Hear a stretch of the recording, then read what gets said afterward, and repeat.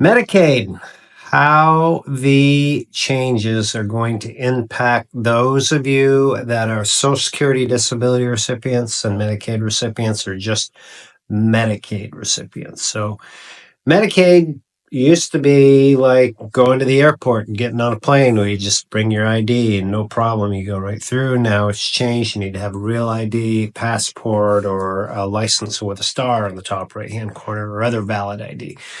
So I'm going to walk you through in this video how these changes will impact you, what to look for, some proactive steps to take to help you out.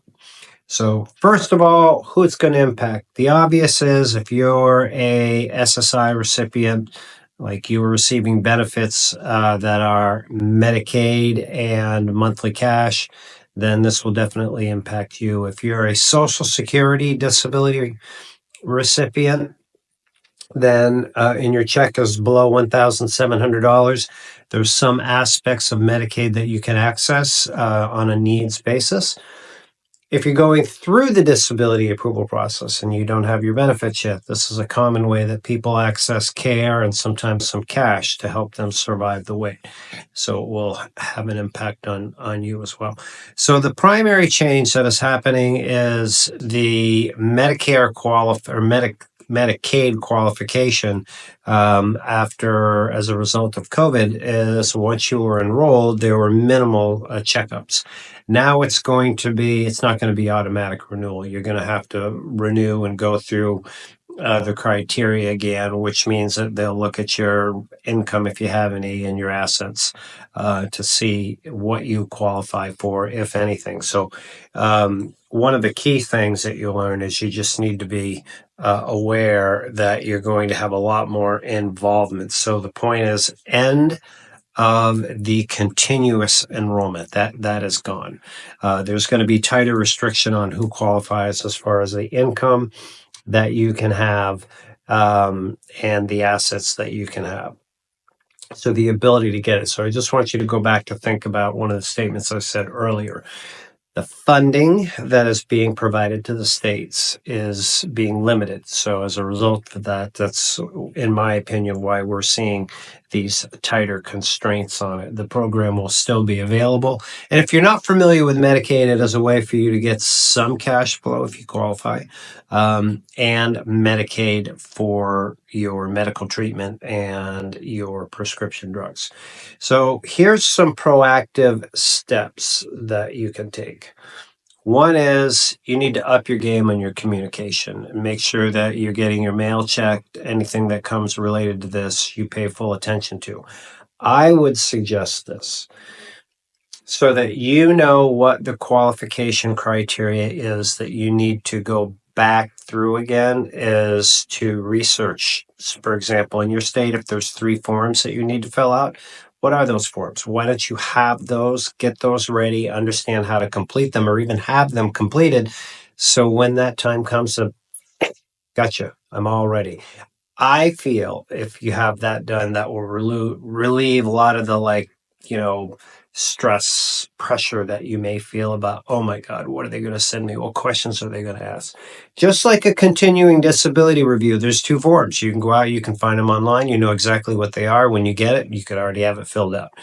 Easy things like that. You want to respond to your paperwork definitely in a timely manner in today's environment.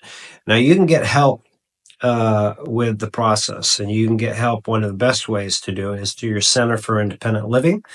And I'll put a link around this organization in the description of this video. Centers are government-run organizations that service people that are like commonly elderly and those that are disability recipients or have some type of limitation. Most of these offices have free legal aid. So if you go there, a benefit planner could help you out, but also free legal aid may be an option for you to help you fill out the forms just to make sure that you're doing everything right. Or you fill them out, you bring them there, and they go through them. A few things in addition to this. If you are making money or interested in making money, which I strongly encourage, I would suggest that you go and either get a stable account if you don't have one already, or make sure that you're using yours properly. A stable account is a legal account that you can get, that you can direct funds into, that you can earn money, and you can have, in most states, you can have up to $100,000 in your stable account. And you can use those funds for disability related expenses, living expenses, cost of living stuff. So, and it doesn't impact earning that income. If it goes into your stable account, doesn't impact your criteria for SSI. It's basically, it's done and gone. So it's a great way. Now, not everybody can access and get a stable account. There is some limitations to it, but I encourage you to check it out, especially if maybe you've done it a couple years ago and you're like, already did that. They just changed the access requirements. So that would be one key thing. As far as earning money, if that's something, if you do lose your Medicaid and your extra resources, for example, let's say your Medicare Part B, you become ineligible for that extra help. That's $185 a month that you've got to pick up. We do a lot of work here to help people understand how to supplement your income, how much money you can make, keep your benefits, different ways to do it. There's opportunities here at the Disability Digest. We're looking for disability recipients to work for us. We have a refer a friend program that pays you up to $200 for referring friends here. So there's ways that you can work here with us at the Disability Digest, and there's also other educational information, things that you can learn from other members that have been helpful. So if you have something to add to this video, as always, I attempt to communicate to everybody. This is like a collective learning process. Please share your comments. And again, as a reminder, look in the description of this video for supporting information. Make it a great day.